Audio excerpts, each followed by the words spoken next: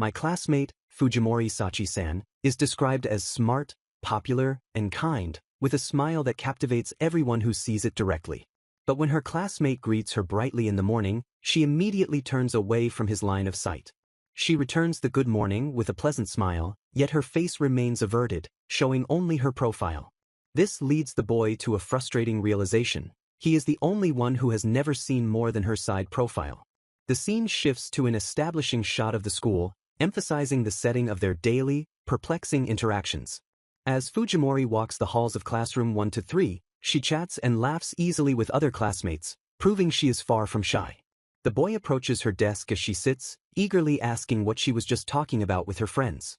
She turns partway, offering a gentle smile and addressing him as Kishimoto-kun, but her eyes remain fixed away from him.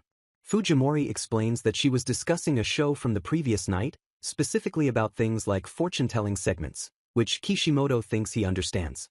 His understanding quickly turns to exasperation as he realizes she refuses to face him by even a single millimeter. This situation began when the new semester started, and Kishimoto decided to make friends by first talking to the person seated next to him, Fujimori-san. Yet months passed, and despite their conversations, she would never look at him, a mystery he concludes is simply not the front. He puzzles over the situation, reasoning that she doesn't seem to have poor communication skills, nor does she appear to hate boys, though she does panic around them.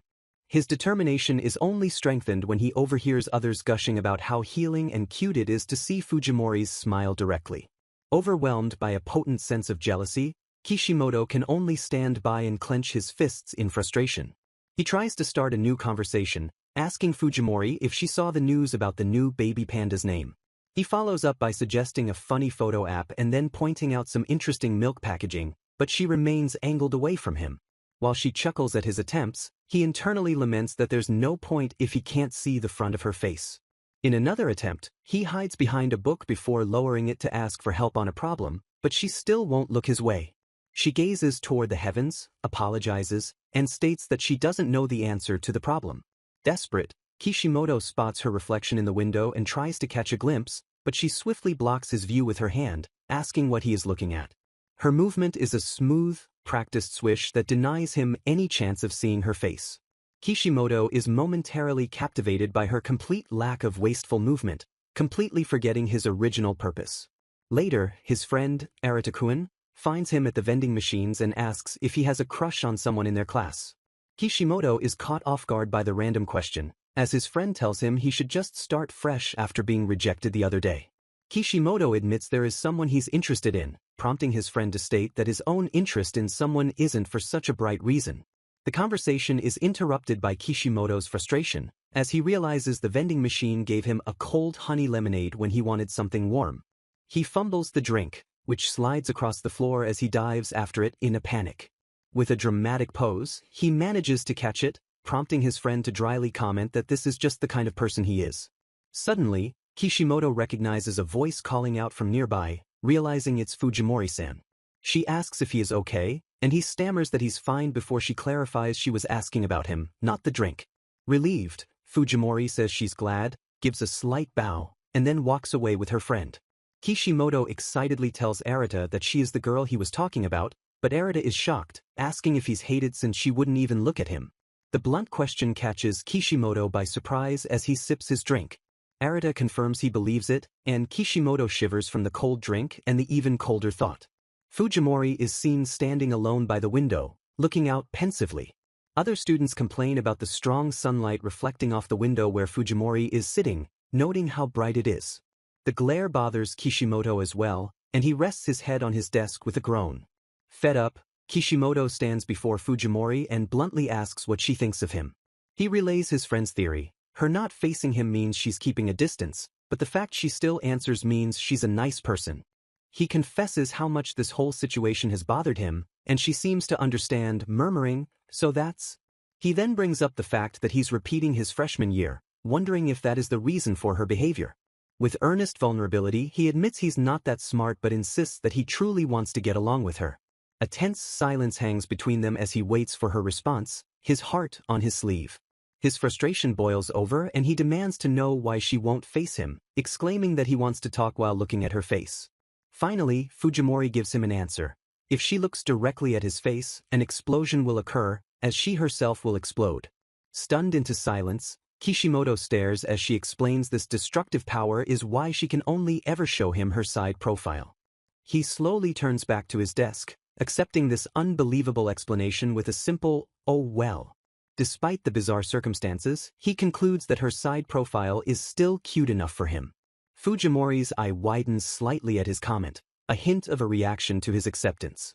With a new, prickly demeanor, she turns her back completely and declares that for a while, he is forbidden from looking at her side profile as well. However, she softens her tone to add that she doesn't mind at all that he's repeating his first year. A warm, blushing smile spreads across Kishimoto's face, for he now understands the only weakness of the popular Fujimori Sachi. She is, in fact, a late bloomer. The truth is that she's a girl who simply cannot look at the face of the person she likes, leaving her to fret about exploding while he struggles to understand the day's lesson. The perspective shifts, revealing Fujimori's thoughts as she admits she always looks at his profile. As she moves past Kishimoto in the classroom, he turns to look, but her gaze quickly swishes away as she thinks it's more complicated than that. Her face flushes as she clutches her book, admitting to herself that she can only look at his profile. Fujimori's friend looks on in confusion while she holds a smiling cartoon mask over her own flustered face. The next day, Kishimoto loudly greets Fujimori-san as he arrives at school. He rushes over to her desk, telling her he found a cool gacha yesterday while she quietly returns his good morning. Fujimori breathes a sigh of relief, thankful that he arrived early as she nervously greets the entire class. She is intensely flustered, her heart pounding as she thinks about how nervous the simple greeting made her. She internally confirms her feelings for Kishimoto-kun, but immediately worries if her greeting was normal, lamenting that she still can't look at his face. Later, during class, she glances over at him, his head wobbling as she wonders if he's fallen asleep. She realizes he's not sleeping but secretly eating something, a satisfied grin on his face as he chews. When he does nod off, she finds herself unable to look away, staring intently at his sleeping form. He suddenly stiffens, and she panics, realizing with a jolt that he must have sensed her gaze. As he sits up straight, still in profile, she flinches and ducks under her desk to hide from view. He begins to snore again, and from her hiding spot, Fujimori lets out a quiet, fond chuckle. The school bell rings, and Kishimoto cheerfully tells his friend about a dream he had where he and Fujimori were having tea while facing each other. Fujimori's heart pounds as she overhears him, wondering if this means that, at least in dreams, she has the courage to face him. Her heart aches when his friend, Tatara, asks if it was hard to eat cake and drink tea while keeping his head turned to the side the whole time. The thought is so ridiculous that Tatara himself pinches the bridge of his nose in secondhand frustration. Kishimoto asks his friend what's wrong, and Tatara complains that his tired eyes are bothering him again. Remembering a trick from TV, Kishimoto offers to help and presses his fingers into Tatara's temples, causing him to yelp in pain. Tatara is shocked to see what he thinks is a worm on Kishimoto's back, while Kishimoto notices his friend is messy and asks what he was doing earlier, learning he was playing soccer. Tatara insists Kishimoto stay still for 10 minutes while he brushes him off, but Kishimoto just complains that Fujimori won't look at him during breaks either. Tatara's expression darkens with serious intent as he considers the situation with Fujimori. He asks Kishimoto what kind of girl Fujimori Sachi really is, only for Kishimoto to repeat what he already told him: she's popular in his class. Tatara adjusts his glasses, his mind made up about something. He slams his hand on a railing and yells that he can't stand her, completely surprising Kishimoto. Tatara launches into a tirade, questioning if her being cute and popular gives her the right to be so rude as to not look at someone's face while talking. Kishimoto can only stare, stunned by his friend's passionate outburst on his behalf.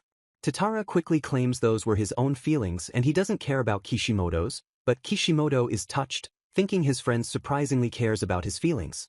Another friend, Arita, appears and abruptly asks Tatara if he is going to the canteen. Just then, Fujimori and her friends walk by, also heading near the canteen, so Arita suggests they all go together. Tatara declares that his scouting mission to expose Fujimori Sachi's true colors begins now.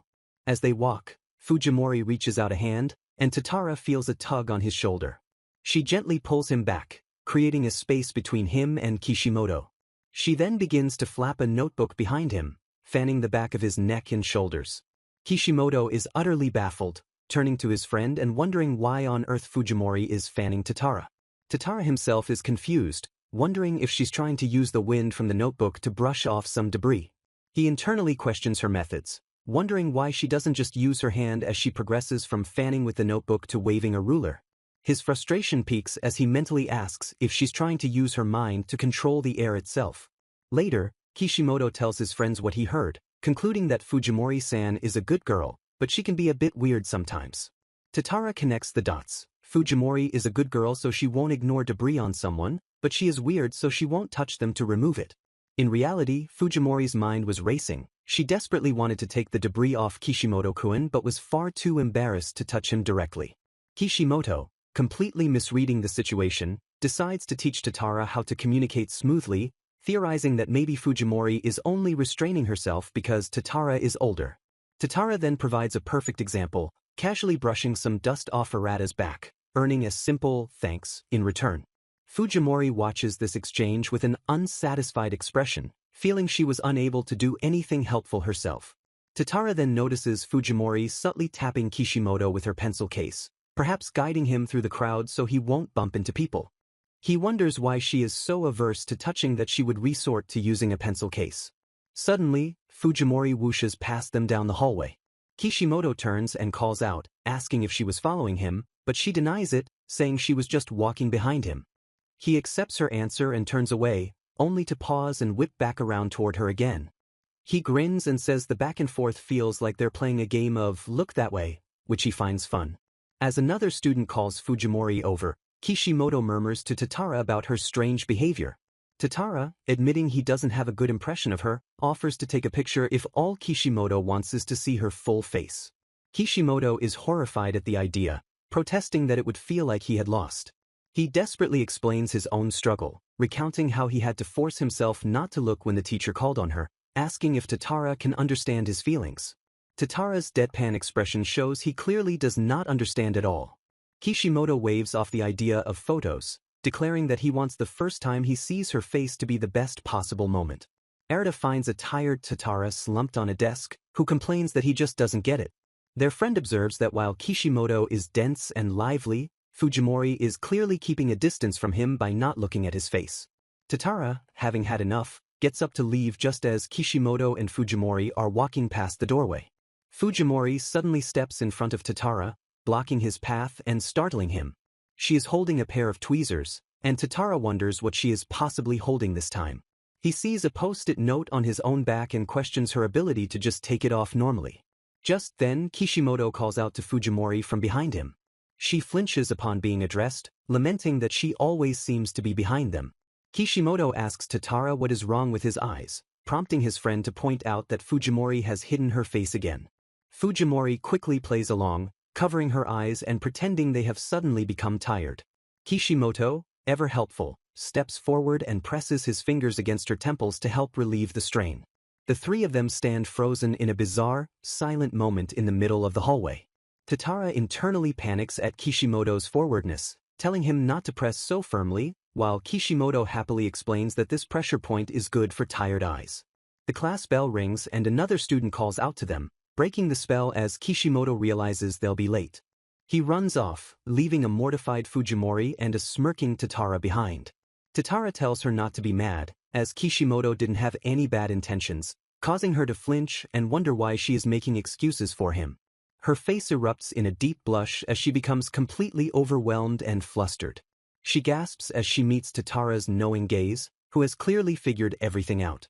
She tries to deny his unspoken conclusion, shouting "You're wrong," before admitting that he's not wrong, but he is still wrong.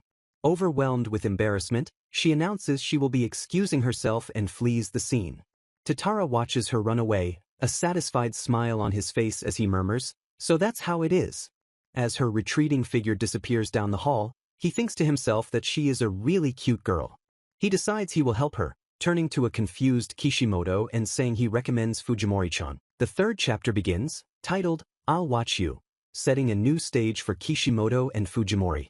A flyer for the school's upcoming ball games is posted, signaling an event that fills the students with anticipation. An excited Kishimoto leans toward Fujimori and asks what kind of sports she excels at. She shyly suggests she is good at volleyball, prompting Kishimoto to declare he's good at all sports and that this is his chance to shine. He reflects on this brief exchange, noting that Fujimori rarely initiates conversation, making this a rare opportunity for him. Fujimori has her own sudden realization. While physical education classes are normally separated by gender, the ball games are a joint event for everyone. With this knowledge, both she and Kishimoto are filled with a shining, mutual determination. Their goals, however, are different. Kishimoto hopes his athletic performance will make Fujimori see how cool he is, while she plans to discreetly cheer him on from behind the scenes. Both individually resolve that they must do their absolute best when the ball games begin. On the day of the event, the gymnasium is rowdy, and Kishimoto is immediately and unceremoniously struck in the face by a basketball. He crumples to the floor as a classmate cries out his name in alarm. He quickly recovers, laughing and apologizing for his own carelessness while his friends help him up from the ground. He lies on the floor in dramatic agony, wondering why this is happening, as another student asks his friend Tatara if he's actually any good at sports. Tatara sighs, confirming that some minor incidents are occurring today, a conversation that Fujimori happens to overhear from nearby. She gasps, her eyes wide with shock at the chaotic scene unfolding before her. Mortified, she covers her face with her hands, then peeks through her fingers at the unfolding disaster. Trying to ignore the scene, she attempts to simply pass by the commotion. Distracted, she walks directly into a pillar with a loud bonk, much to the surprise of a nearby classmate. Embarrassed at having shown a weird side of herself, she resolves to pull herself together just as the games are announced to be starting. She takes a deep breath, steadying her nerves for the match ahead. Her calm is shattered by a sudden shriek as she realizes her own class, including Kishimoto and Tatara, are standing right beside her. A wave of panic hits her as she realizes turning around now would mean coming face to face with Kishimoto himself. She inwardly vows that she will never let that happen. To avoid him, she dashes onto the volleyball court with a screeching halt, just as a teammate serves the ball and apologizes for the bad pass. Instead of letting the ball drop, Fujimori yells at her teammate to hinder her, using the girl as a human shield. From behind her teammate's back, she leaps and slams the ball back over the net with a powerful wham. She becomes a force on the court, diving and sliding to save every single ball, refusing to let any hit the ground. From the stands, Kishimoto and Tatara watch in awe, marveling at how cool and explosive her movements are, which inspires Kishimoto to also do his best. He gets himself fired up with a bizarre, writhing dance, which Tatara can only stare at and question. After the match, Fujimori's teammates flock to her, cheering that thanks to her amazing performance, their class is in first place.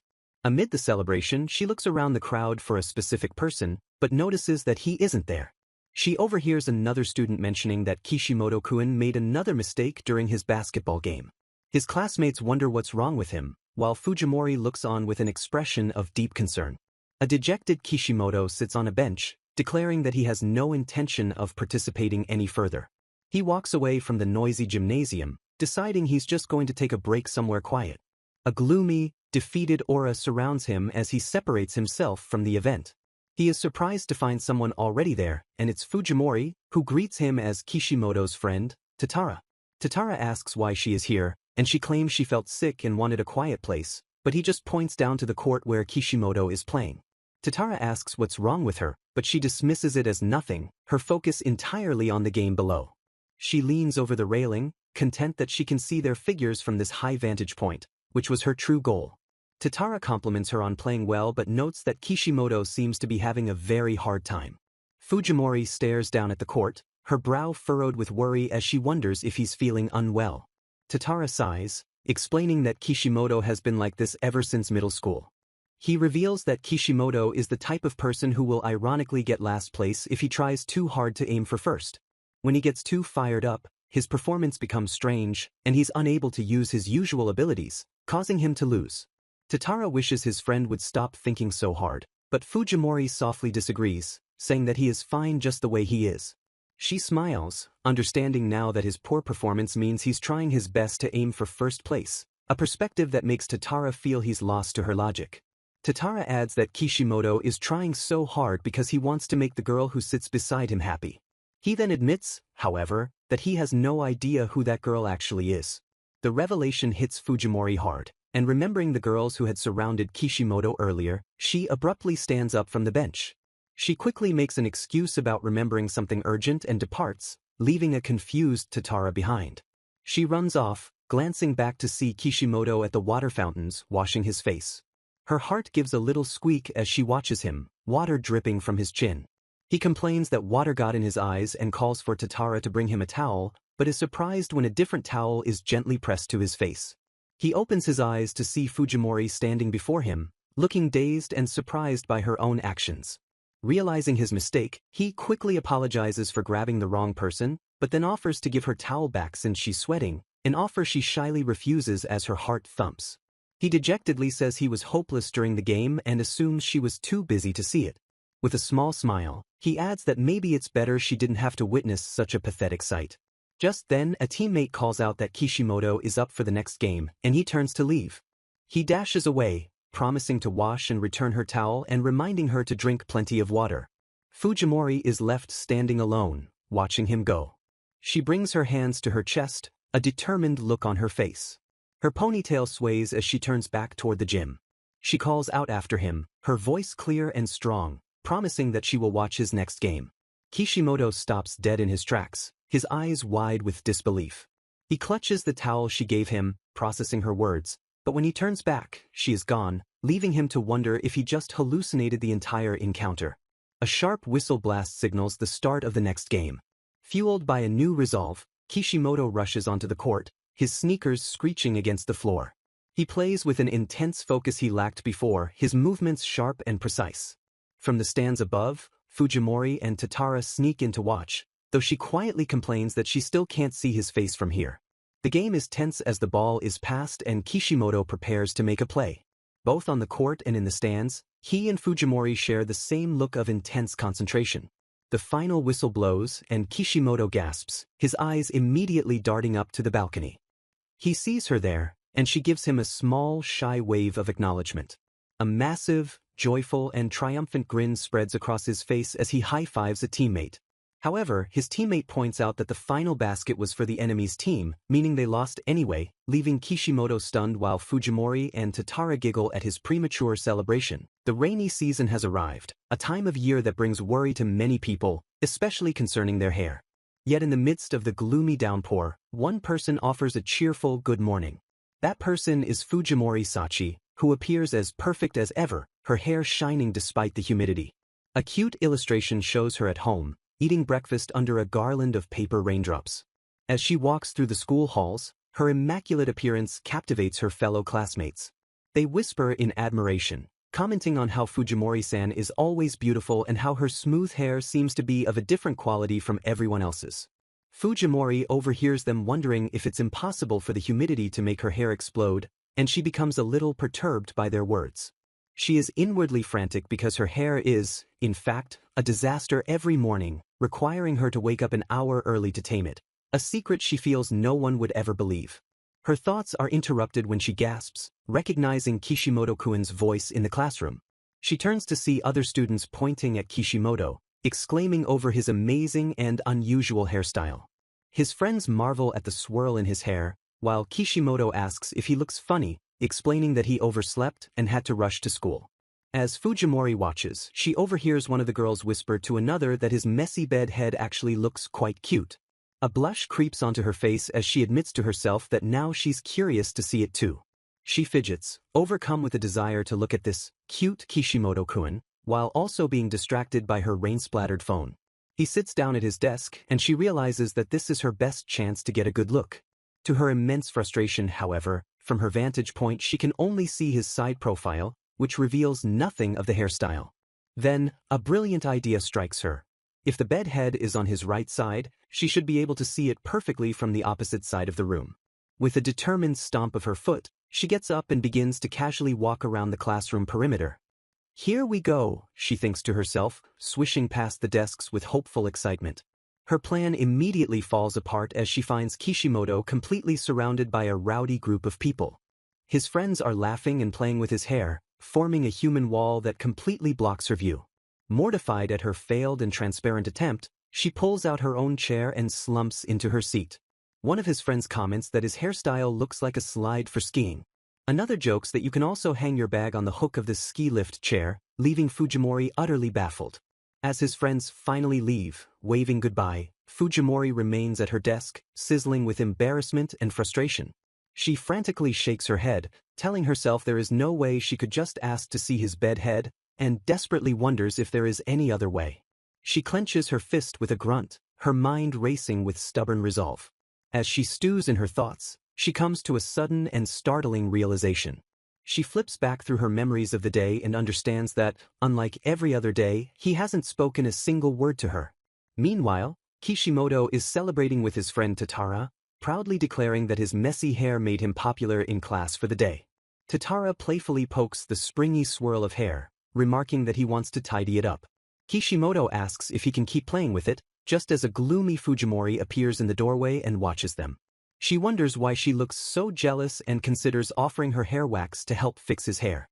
Tatara tells Kishimoto to forget it because someone might be shocked, which only confuses him, but sends Fujimori into a panic since she still hasn't seen his bedhead. In the end, the entire day passes, and they fail to talk properly at all. Fujimori worries that she must have done something bad without realizing it, or that he somehow read her wicked thoughts, all after she'd finally mustered a little courage during the ball games. She stands alone in the rain-swept school entryway, lost in her troubled thoughts. She and Kishimoto end up standing near each other by the shoe lockers, a tense silence between them. He notices her as he tries to fix his hair, and she quickly swishes past him to avoid eye contact. He turns to speak to her, but she only offers him her usual side profile. She asks if he has an umbrella, and he explains his is gone, but he has a folding one just in case. They both stand at the edge of the school steps, looking out at the pouring rain. He tells her to go on ahead, but she hesitates as the rain begins to let up. Before she can leave, he reaches out and grabs her wrist, stopping her. With his eyes averted, he asks her why she won't look at him today. His grip on her wrist clenches with a hint of desperation. He holds his bag over his head to shield them both from the last of the dripping water. He immediately regrets his words, muttering about what he's saying when she is always the one who won't look at him. He releases her wrist, apologizing and telling her to never mind, but she flinches and starts to speak. She softly asks why, and he continues to look away, admitting it's because he's embarrassed. His honest confession leaves Fujimori stunned and speechless. She blurts out that if he'd just ask her, of course she would answer, words she hadn't intended to say out loud. He protests, pointing out that she lets other people see her face, a fact she cannot deny. Finally, she turns to him, her own hair frizzy from the humidity, and confesses that she didn't want him, who is always perfect, to see her like this. He looks at his own messy hair and disheveled uniform and exclaims that his own appearance is incredibly lame. As if on cue, a single, perfect curl of his bedhead pops into view. Fujimori's eyes light up with sparkling delight as she finally gets to see it up close.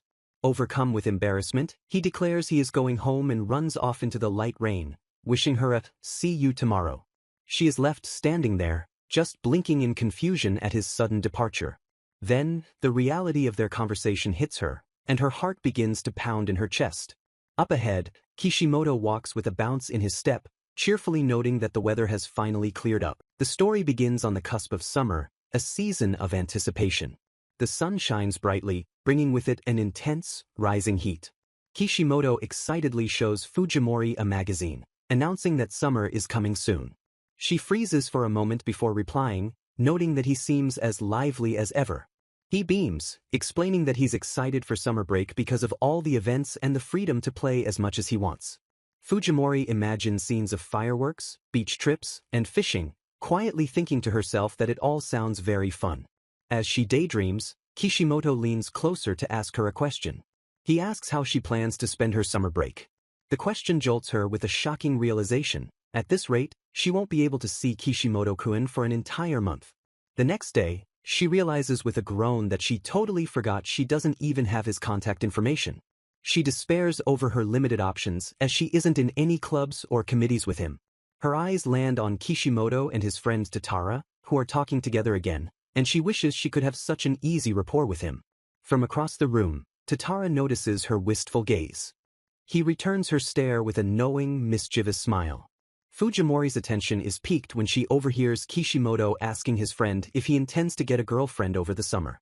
She is sent into a dizzying spin when Kishimoto uses her as an example, asking Tatara what he thinks of Fujimori-chan. She staggers back, completely shocked as she wonders what her senpai is up to. Her heart pounds in her chest as she awaits his answer, but another voice cuts in. It's Kishimoto who answers, stating that he doesn't want a girlfriend for now. He continues his explanation as he and Tatara sit by the vending machines. He explains that Fujimori-san isn't like other girls and that she is truly loved by everyone. With a bright, innocent smile, he concludes that such a person would never take notice of someone like him. Having thoroughly crushed Fujimori's hopes, Tatara puts his hands together and offers her a very deep and sincere apology. He explains that he meant to help her, but his plan backfired, though she weakly insists that it's fine. She tries to claim she isn't sad at all, but Tatara bluntly points out that she is, in fact, totally sad. He then asks her directly if she's truly fine with not seeing Kishimoto all summer. After a moment of hesitation, she quietly admits that no, she is not. Fired up, Tatara insists that she should just be honest and tell Kishimoto her feelings directly. She protests that Kishimoto doesn't want a girlfriend and barely seems to register her feelings anyway, but Tatara pushes back, saying a confession could change everything. He tells her to just imagine them dating and holding hands, a thought that makes her gasp and blush furiously. They face each other, Tatara looking determined while Fujimori remains completely flustered. He then suggests a 3-month-long preparation plan, an amount of time she finds absurdly long. Tatara points out that it has already been 3 months since the entrance ceremony, assuming she fell in love with him at first sight. Her blank reaction to this statement makes him groan and ask what kind of response that was. With a deep blush, Fujimori clarifies that her feelings for Kishimoto did not, in fact, start at the entrance ceremony. The school bell rings, and Tatara decides they should end their strategy session for the day. As she walks away, Fujimori considers his words and resolves that Tatara-senpai is right. During a self-study period, she sits at her desk, hating that she can't just talk to Kishimoto while facing him. She clenches her pencil and decides that this is precisely why she must act, calling out his name to get his attention. With a confident smile, she turns to him and offers to help him study, though she internally panics and looks away. Kishimoto's face lights up with pure joy as he asks if she really means it. He celebrates, exclaiming that she saved him and that the smart Fujimori-san has the strength of 100 people. She agrees with a quiet, okay, but as she chuckles to herself, he asks why she won't look his way. Deciding to build on this momentum, she thinks to herself, let's go at this pace. She imagines a future where she can greet him in the morning, talk with him about the weather, and even give him presents she made. This train of thought is interrupted when Kishimoto asks if they can walk home together after school. She readily agrees, amazed by this sudden and incredible progress. As they walk home, she is shocked at herself, internally screaming that she's actually going home with Kishimoto-kun. He suddenly calls her name, making her jump and answer nervously. He asks her directly if she has had a change of heart lately. He explains that while he is happy she's talking to him more, he gets the feeling that there's something else she really wants to say. He looks at her with a gentle, knowing expression. She becomes flustered and denies it, saying there isn't really anything else. He beams, saying he knew she had a reason for her sudden change in behavior. He tells her that he finds talking with her to be really fun, and he hopes they can talk more in the future. Fujimori realizes that at times like this, when he is being so open and honest with her, she has to respond in kind. She understands that she has to look at his face. No matter what, even though she feels she can't, she knows she must. Her heart thumps violently and her vision spins as she fights against her own instincts.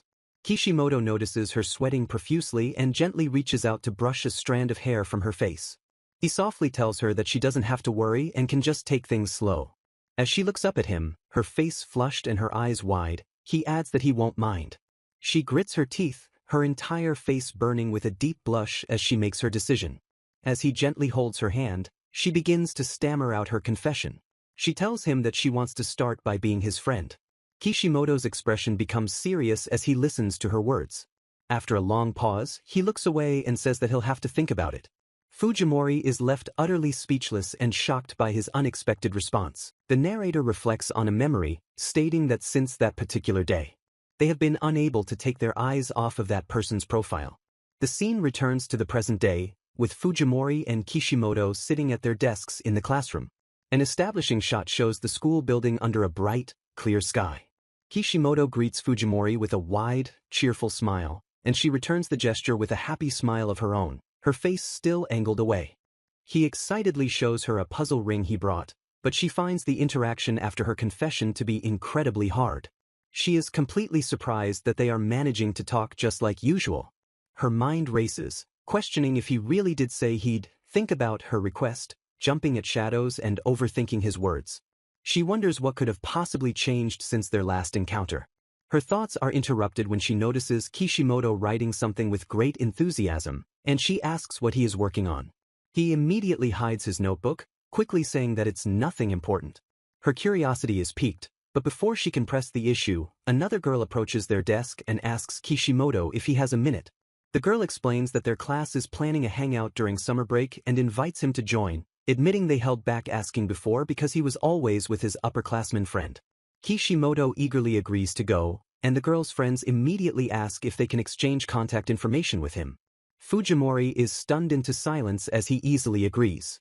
A gloomy aura surrounds her as she realizes that her personal goal for the past few days, getting his contact info, was just accomplished so easily by her classmates. The girls then turn to her, inviting her to a girls-only hangout as well, and she agrees with a smile, looking forward to it. Inwardly, however, she is filled with anxiety, worrying that if they simply remain classmates, they will never be able to talk properly, and that all he wants is to see her face, not to actually be her friend. As her classmates chatter around her, she glances over at Kishimoto's desk. He is still focused on his writing, and she looks at him with a pensive, worried expression. Her gaze intensifies as she silently pleads, "Won't you look this way?" For a brief, charged moment, their eyes meet across the classroom. Just then, one of her new friends exclaims that she's just thought of something brilliant. The girl suddenly slams her hands on Fujimori's desk, causing her to sway precariously in her chair. Her classmates panic, thinking she has a fever, and rush her to the infirmary while someone calls for a teacher. The nurse confirms she has a summer fever, her temperature reading 37.8 degrees Celsius, and asks if she has been pushing herself too hard recently. As she lies in a daze, Fujimori flashes back through all her recent efforts to get closer to Kishimoto, while the nurse tells her she will call her parents.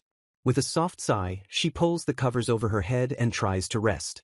A moment later, she hears a familiar voice call out her name from behind the curtain. Her eyes fly open as she recognizes it as Kishimoto-kun's voice, and she immediately panics. She frantically tries to find something to cover her face with as he announces he is coming in. The curtain slides open, and a concerned Kishimoto asks her how she is feeling. He sees her completely covered by the blanket and assumes she's asleep, so he decides to sit quietly by her bed while she pretends to be unconscious. He speaks to her sleeping form, telling her that he brought her bag, lesson notes, and all the printouts, as well as a sports drink and some jelly. Hiding under the covers, she grits her teeth, deeply touched that he came all this way just to bring her these things. She suddenly sits bolt upright, startling him so much he shouts in surprise, and he apologizes for waking her before stating that he just doesn't understand her. He explains that he hasn't even given her a reply yet, so he can't comprehend why she is suddenly being so friendly to him. He looks at her with a completely serious and confused expression and asks, "Because we're friends?" They both stare at each other, a massive question mark hanging in the air between them. In perfect, shocked unison, they both shout, "We're friends, aren't we?" He points out that her face is getting red and asks if this is about when they walked home together, while she flails in confusion, asking since when were they friends and what reply is he talking about. He recalls her exact words, when she said she wanted to start being friends with him. His face clears with understanding as he realizes he misunderstood her, thinking she was asking to become friends for the first time.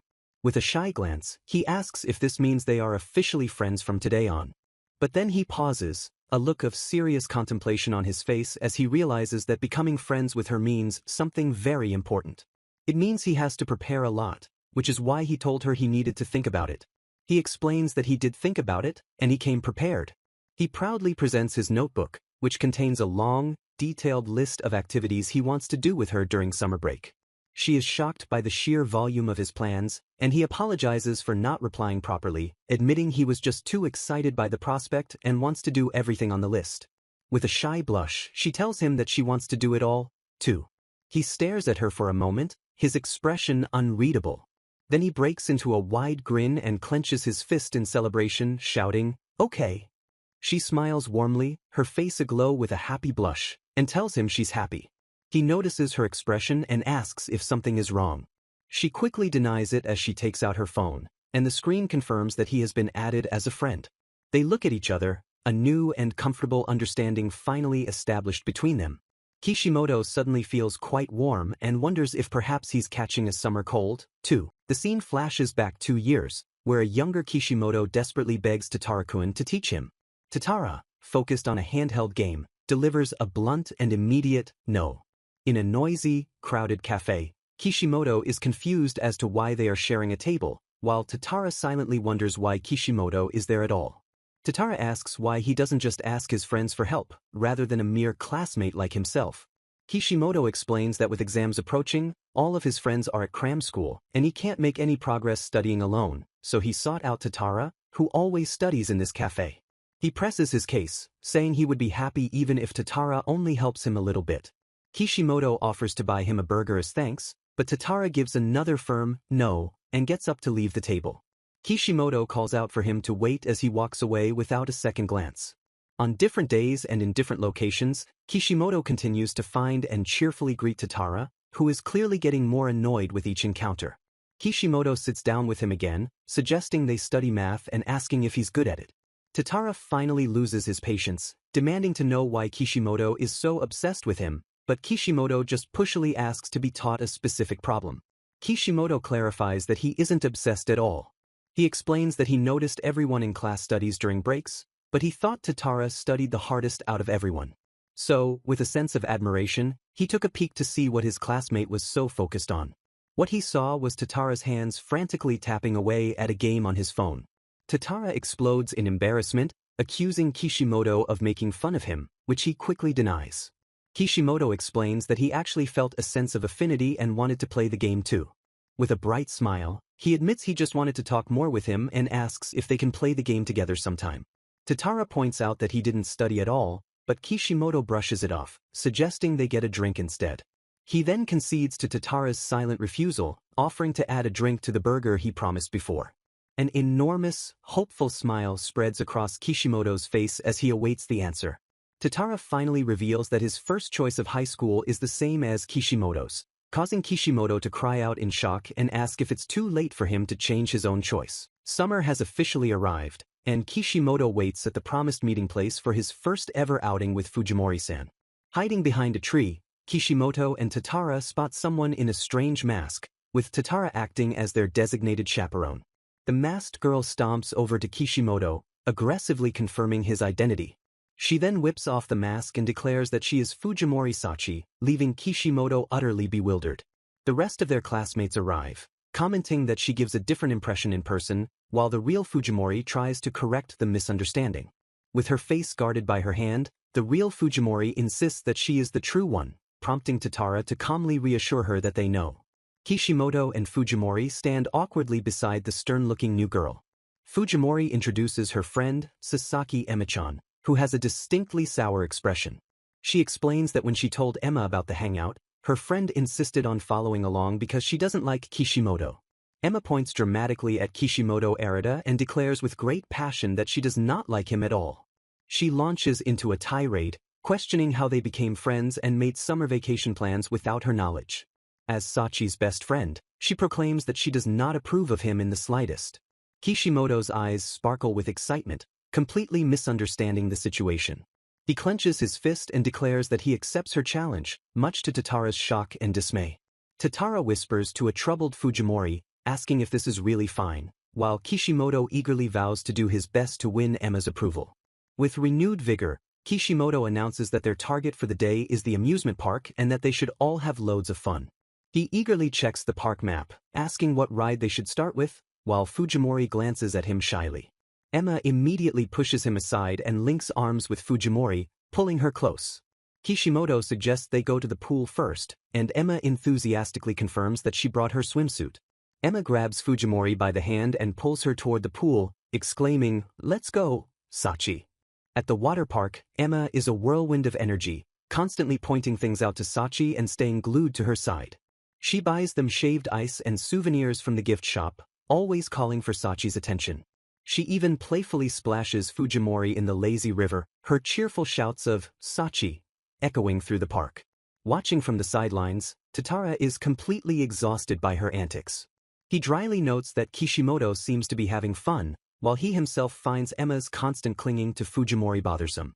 Kishimoto clenches a fist, declaring that on the contrary, the difficult situation only makes him more motivated. Tatara sighs, watching Emma and Fujimori together and deciding that if Fujimori is fine with it, then so be it. He tries to separate them by inviting Emma to the vending machine, but she refuses, saying she prefers the limited edition drink at the restaurant. He then suggests a nearby store, but she rejects that offer as well, saying she'll just go with Sachi later. Tatara's patience finally snaps at her constant refusals. He asks if she has no respect for her seniors, but Emma retorts that she detests that kind of thinking.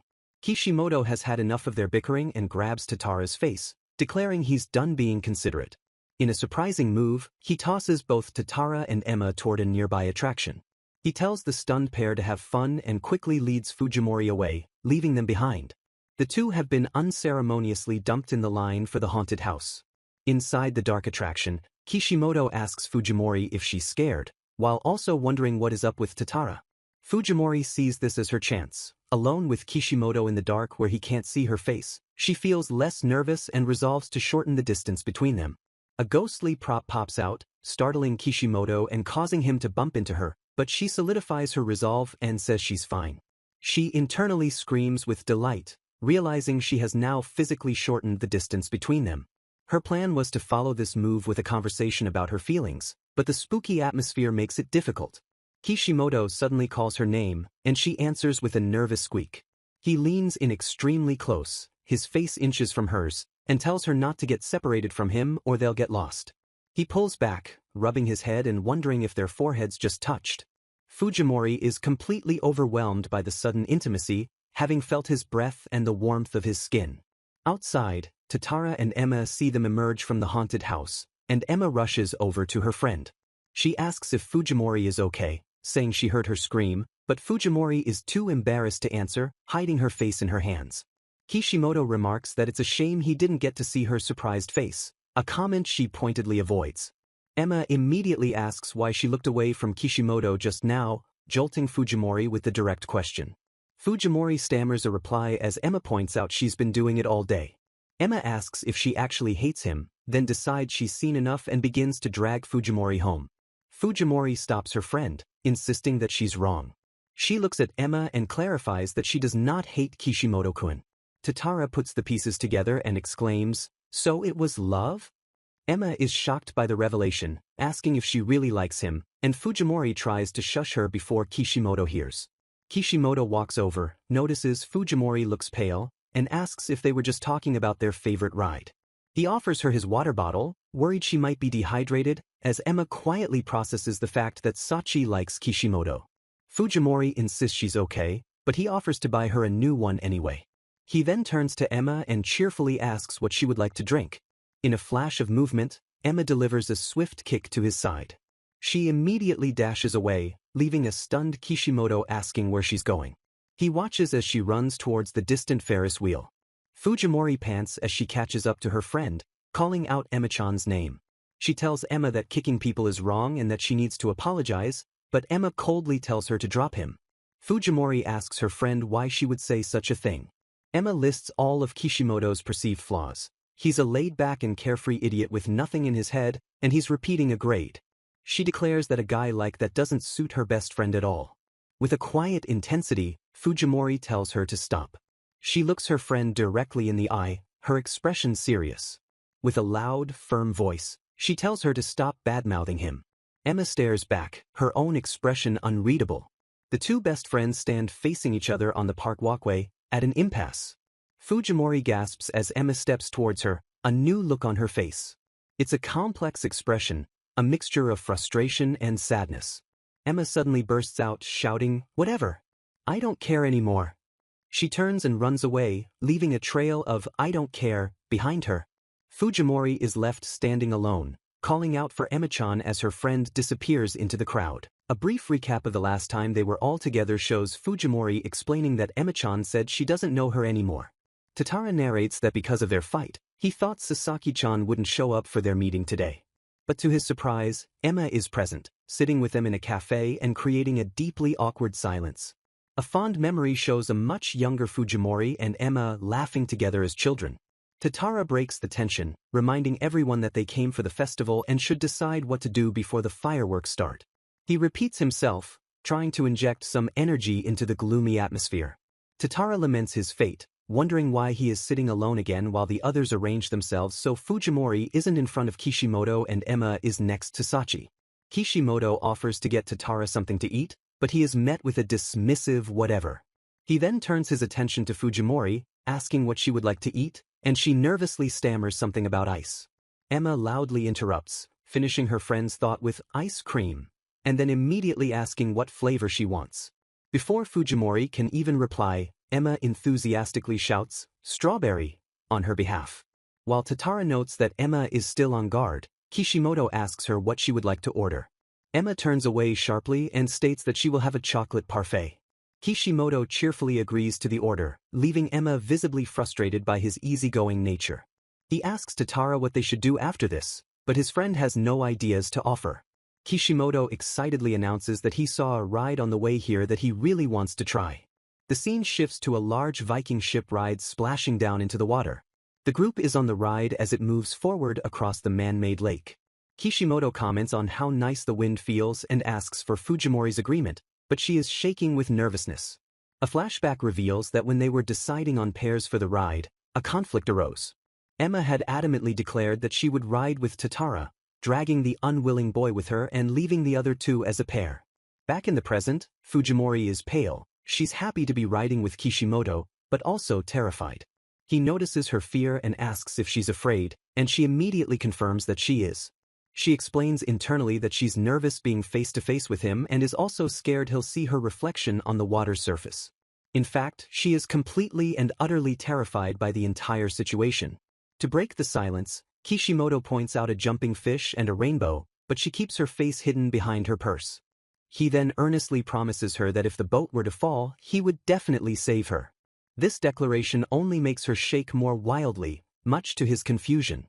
From the shore, Tatara asks Emma why she is laughing, and she denies it, boasting that she is a good enough swimmer to do so fully clothed.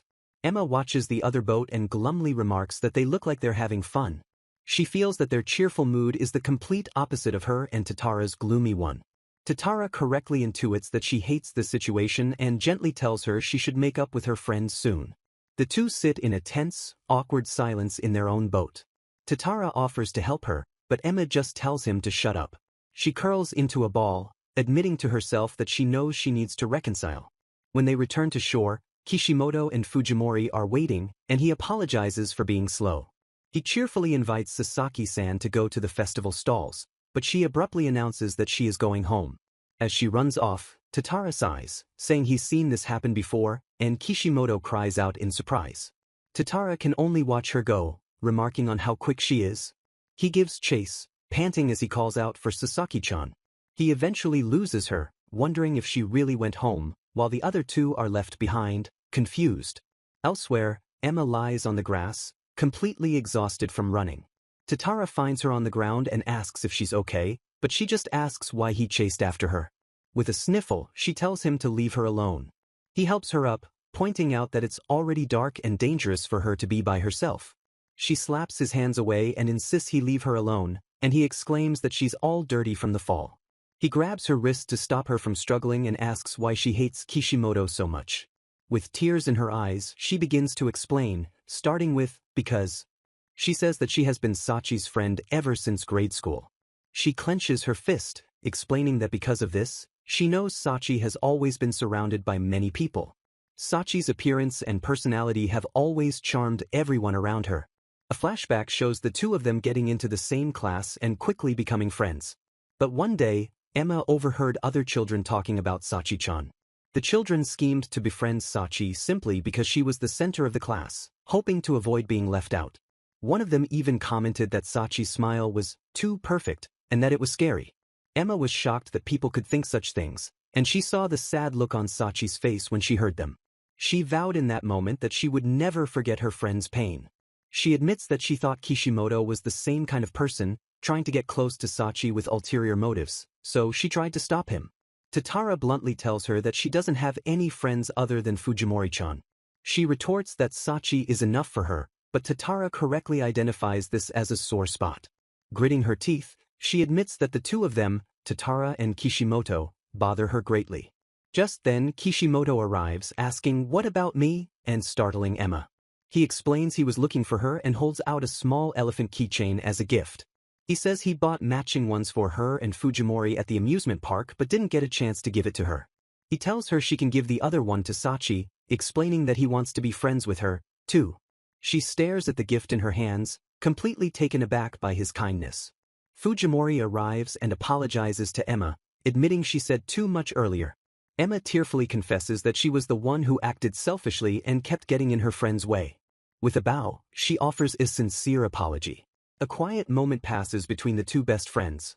Fujimori breaks the silence with a gentle, forgiving smile.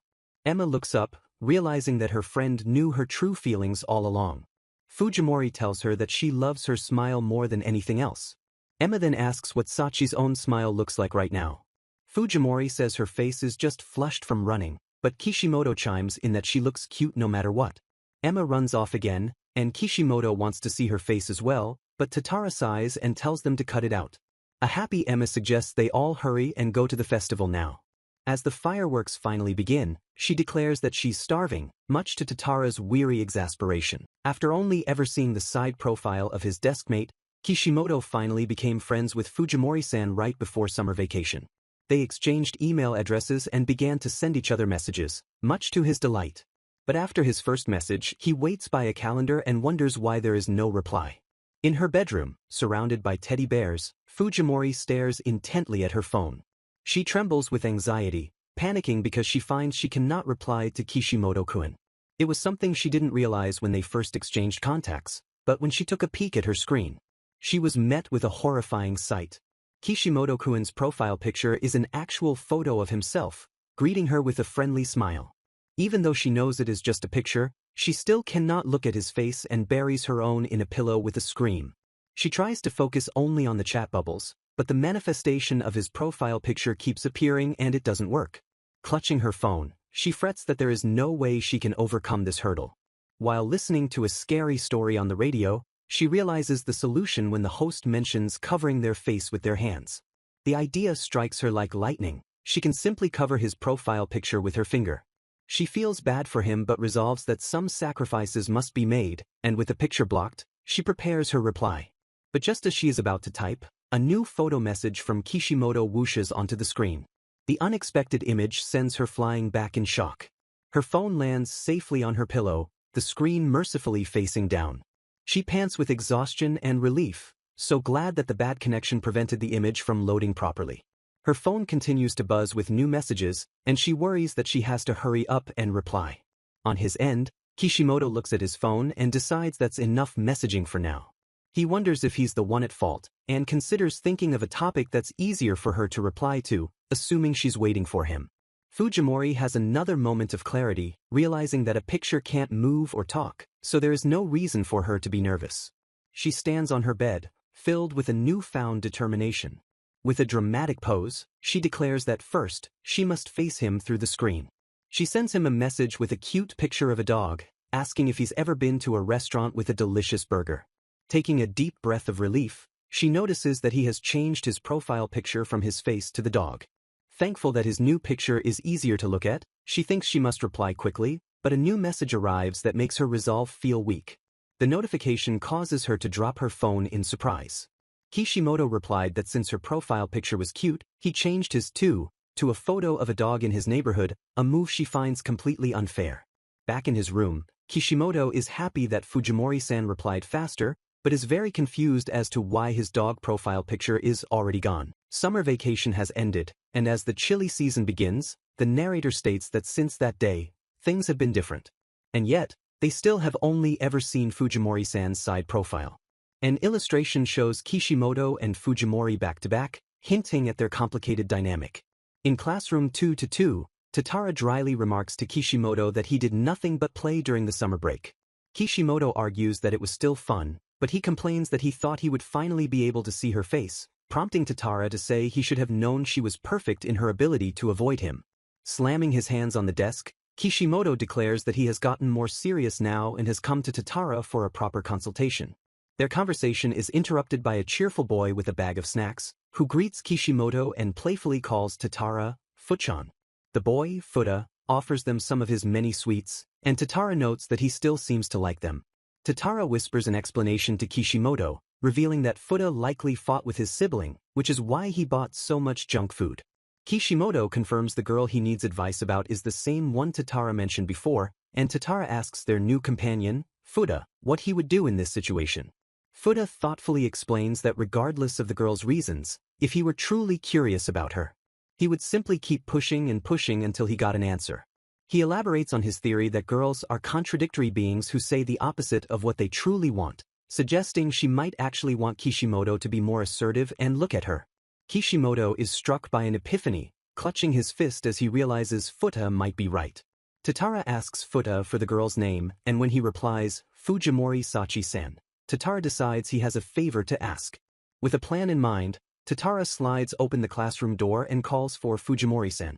Kishimoto approaches the surprised girl, who asks what he wants.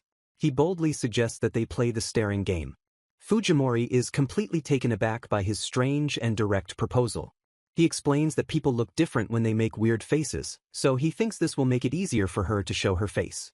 In his mind, this is a clear win, a casual plan based on Fuchan's advice that will finally let him see her face. He is absolutely sure that his foolproof plan will work.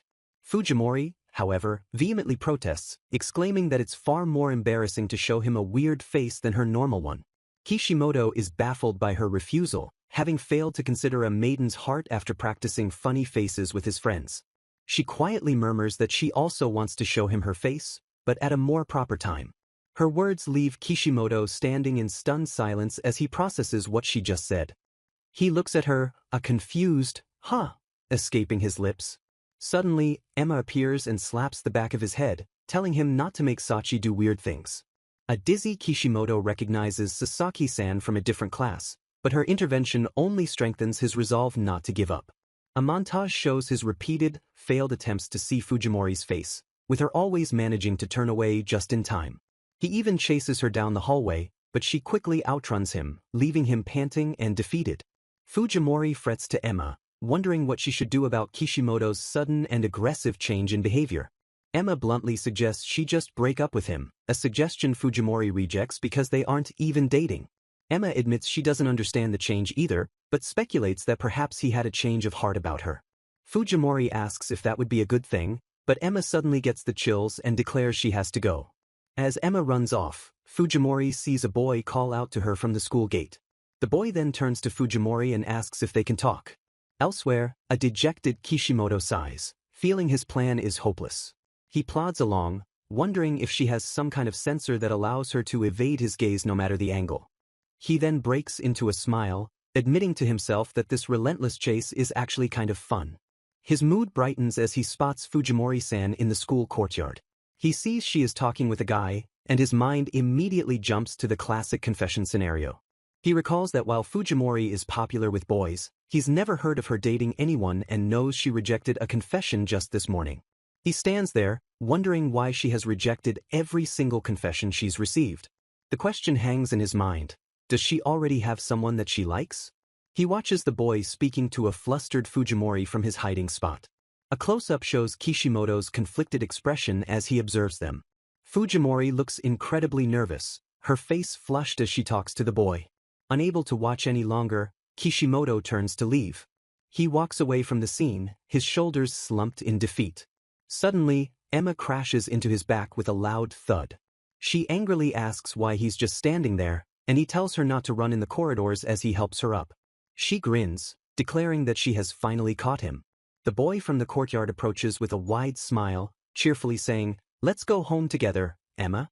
Emma shrieks, "Funai," and Kishimoto is stunned to realize that the two of them are siblings.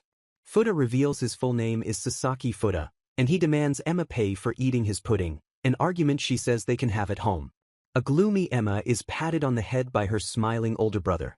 Futa then turns his relaxed gaze to Kishimoto and asks what he is doing here. He asks if Kishimoto was looking at Sachi-chan, but when they look, Fujimori has vanished. Futa then casually reveals that, just like his sister Emma, he is also Sachi-chan's childhood friend.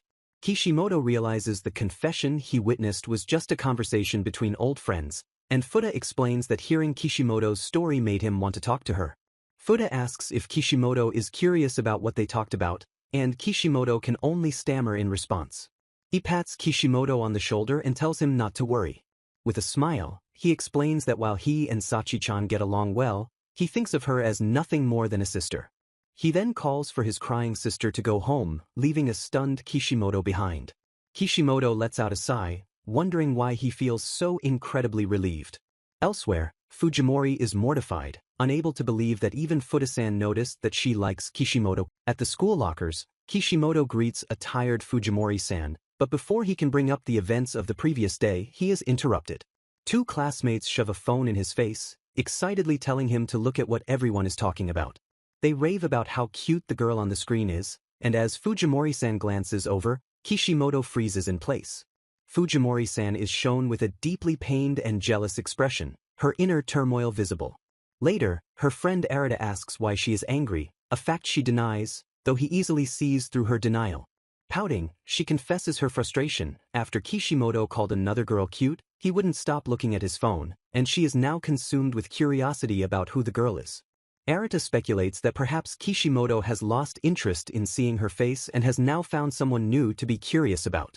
He quickly retracts the statement, claiming it was just a joke, but the seed of doubt has been planted, sending Fujimori-san into a state of gloom as she fears he has lost interest in her. On the school rooftop, Arita asks Fujimori-chan if she truly doesn't want to show her face, and she admits that was never her real intention. He passionately declares that if he were in that situation, he would always want to see the face of the girl he likes. She questions if he really has a crush, but he laughs and clarifies that he doesn't at the moment. He then glances toward her, adding a tentative, "but if," that trails off meaningfully.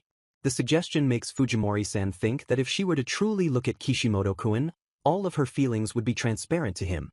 This thought causes Arita to blush furiously, exclaiming that everything would be revealed, which in turn makes Fujimori-san decide she absolutely cannot go through with it.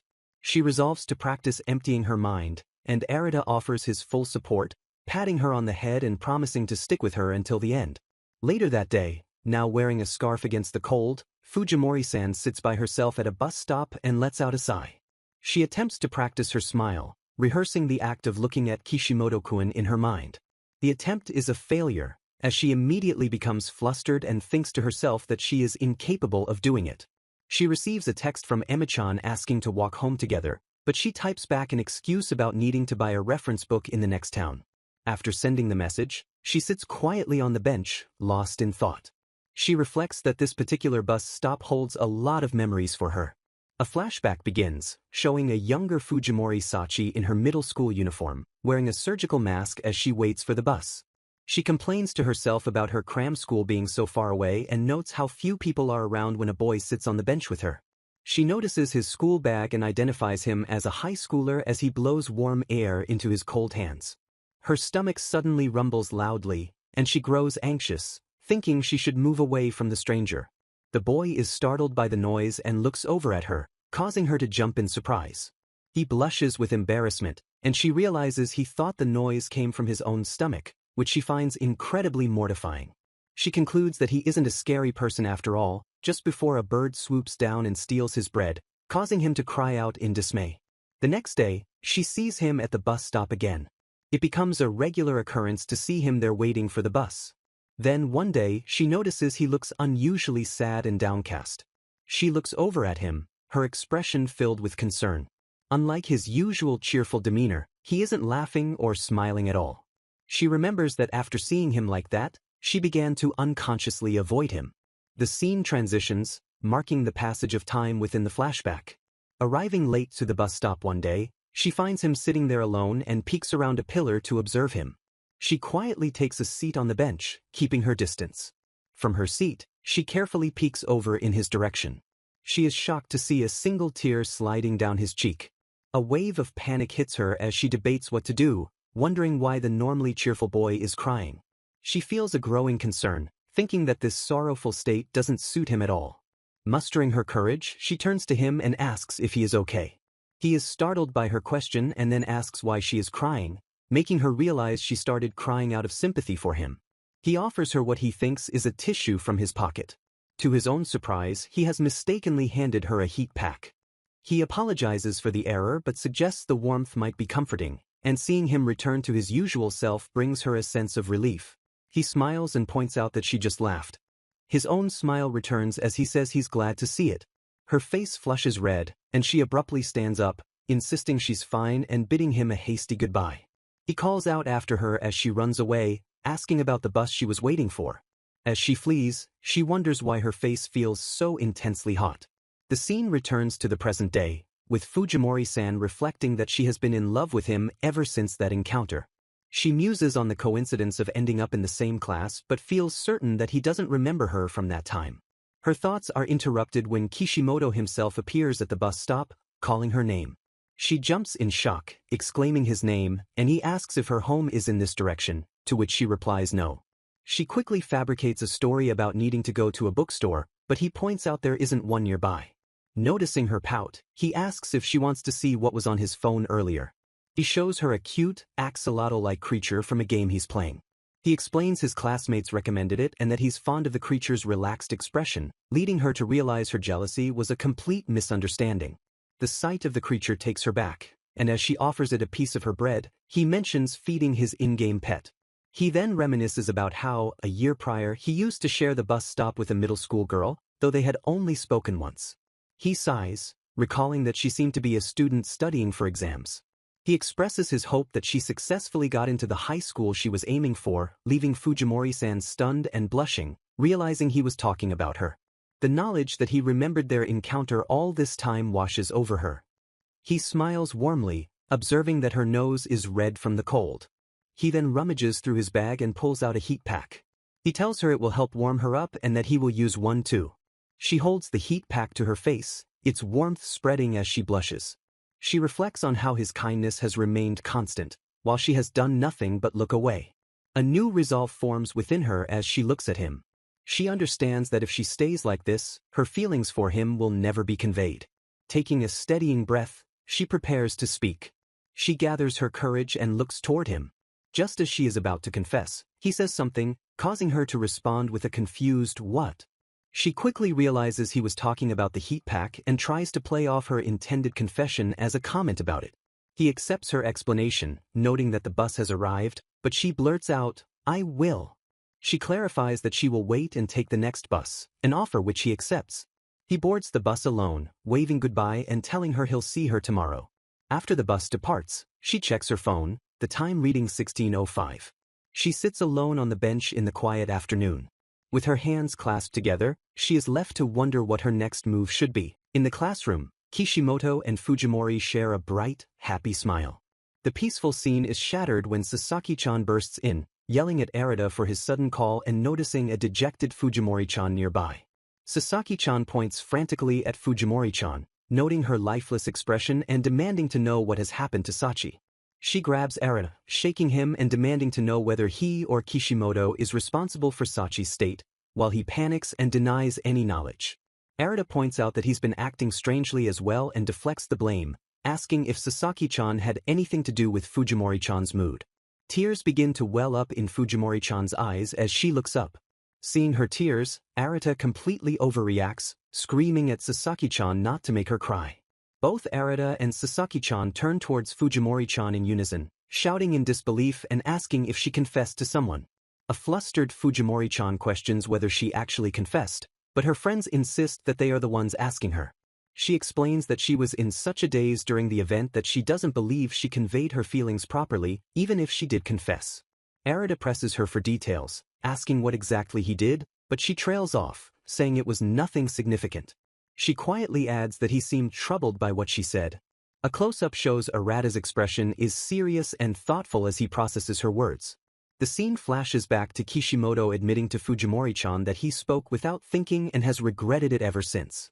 Fujimori-chan is shown listening intently to his words. Arata turns his head away, a concerned look on his face. He asks her if her confession attempt turning out that way is really so bad. Back in the present, Arata reassures her with a smile, saying that despite the imperfect timing, she successfully put her feelings into words, which is what truly matters. He praises her for her courage, telling her she is amazing. Moved by his kind words, Fujimori-chan begins to cry, which sends her friends into a panic as they ask if these are happy tears. Arata then offers some advice, calling Kishimoto an idiot through and through, which he says is precisely why he is still thinking about her. He reasons that Kishimoto wouldn't be so worried if he didn't care, before abruptly passing the responsibility of what to do next to Sasaki-chan. Sasaki-chan responds with a cold glare, stating that as long as she has Sachi, she doesn't care about Kishimoto, whom she has not approved of. Seeing Fujimori-chan's concerned expression, she softens her tone, adding that her main concern is that she doesn't want her friend to be sad. The friends all agree that Kishimoto is incredibly dense for not realizing that such a cute girl has feelings for him. When asked if she's rooting for them, Sasaki-chan declares she won't forgive him if they start dating, but this only strengthens Fujimori-chan's resolve. She looks up with determination, announcing that she has made a decision. She resolves that she will tell Kishimoto-kun her feelings one more time properly. She sends him a message, asking him to make time for her after school. After classes end, she waits for him by the rooftop doors, and he soon arrives, walking up the stairs. She opens the doors and steps out onto the rooftop to meet him. He smiles and apologizes for making her wait. Standing on the rooftop, he makes small talk, commenting on how pleasantly warm the day is. She gets straight to the point, calling his name to get his attention. She tells him directly that she called him there because there was something she needed to say. He listens with a serious expression and tells her to go on. With her hands clenched nervously, she begins to explain what happened at the bus stop when he gave her the heat pack. She confesses that her spur-of-the-moment outburst was actually about him, not the heat pack.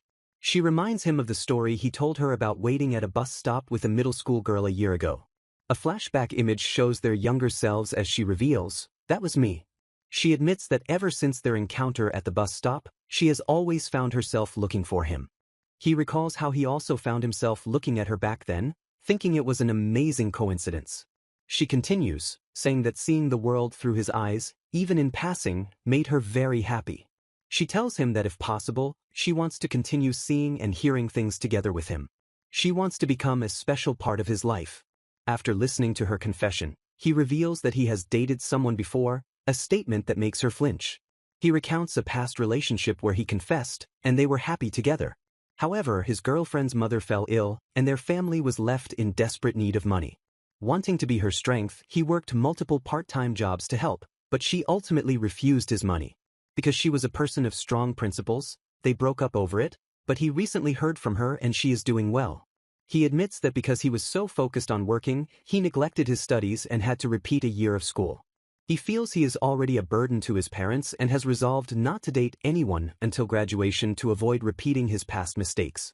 He looks down, calling himself an idiot for how he handled the situation. Fujimori-chan takes a small step towards him. She looks at him and declares that she admires his kindness. She passionately lists all the things she admires about him. His kindness, the way he entertains people, his smile, his voice, everything. Her heartfelt praise leaves Kishimoto blushing and at a loss for words. He thanks her for telling him her feelings and says he understands. She tells him that he doesn't need to give her an answer right away, but that she wanted to confess properly, even if it was selfish of her. Taking a deep breath, she grips the hem of her skirt and takes a step forward. Her foot lands softly on the rooftop floor. She takes another step, closing the distance between them. He looks up in surprise as she stands directly in front of him. She softly speaks his name, Kishimoto-kun. They stand close together on the quiet rooftop.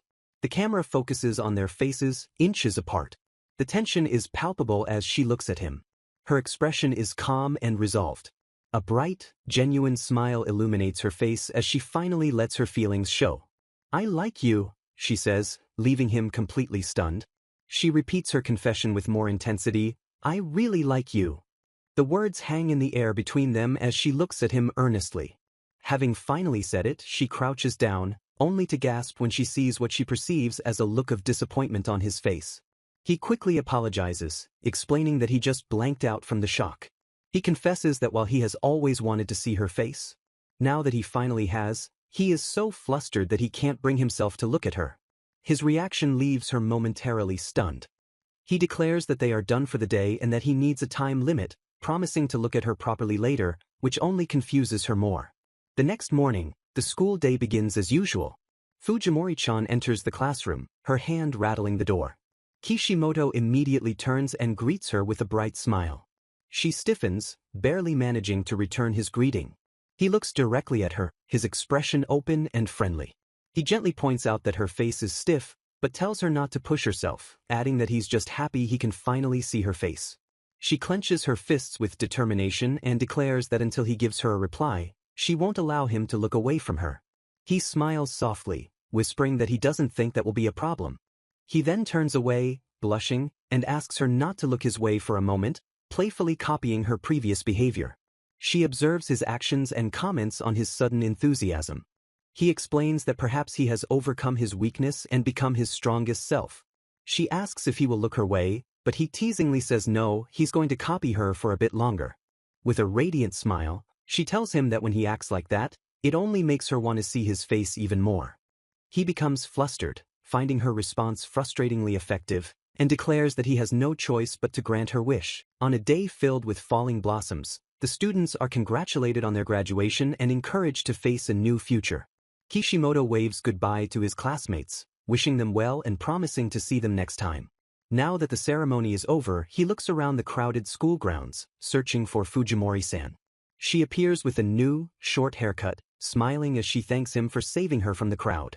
He reflects on her time as student council president, noting how she became the most popular person in school and had to work hard to understand everyone's feelings.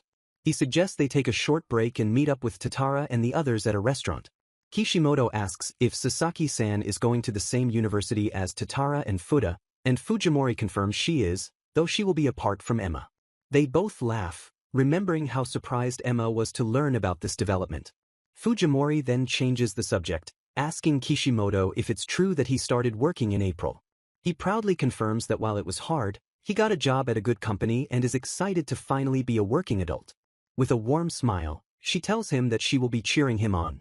But she adds with a hint of sadness that because of their different paths, they likely won't be able to meet as much from now on. She starts to apologize, but he interrupts her, saying he knows she has a lot of work ahead of her, but he has something selfish to say.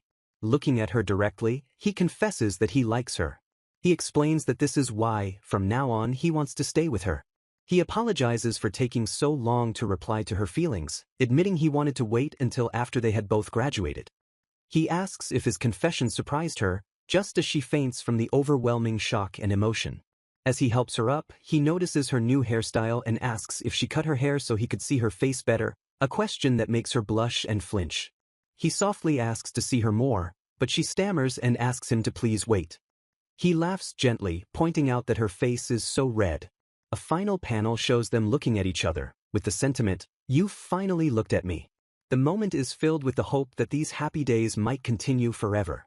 At the dinner party afterwards, however, Kishimoto is confused to find she has reverted to freezing at her side profile, a habit that apparently continued for a little while longer.